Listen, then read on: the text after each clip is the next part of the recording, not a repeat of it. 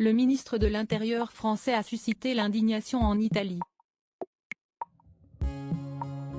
Gérald Darmanin a accusé la présidente du Conseil des ministres italienne, Giorgia Meloni, de se montrer incapable de gérer les problèmes migratoires. Madame Meloni est incapable de régler les problèmes migratoires sur lesquels elle a été élue, a déclaré le locataire de la place Beauvau dans une interview accordée à RMC le 4 mai dernier.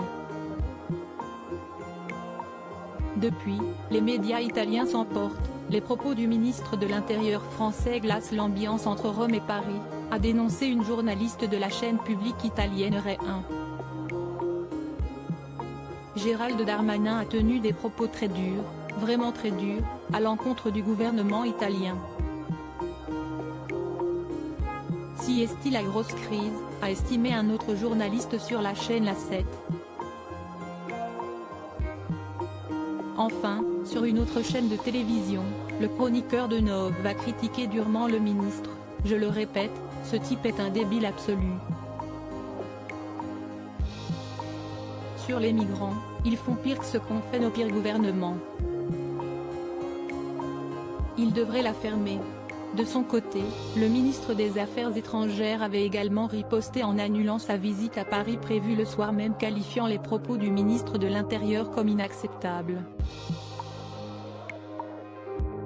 Et Giorgia Meloni de réagir: il me semble qu'il y a un grand décalage entre les discours du gouvernement français, en privé et en public. Je pense que si est plus une question de politique intérieure française. Supérieur à découvrir les ministres du gouvernement bord notre influx migratoire force n'est pas la première fois que la question migratoire est sujet de discorde dans les relations franco-italiennes. D'autant que ce début d'année a été particulièrement intense en Méditerranée. Depuis le janvier, déjà 42 400 personnes ont débarqué sur les côtes italiennes illégalement contre 11 200 l'année dernière à la même période. À l'approche de l'été, les flux migratoires devraient s'intensifier, de quoi élever encore un peu plus les tensions entre Paris et Rome.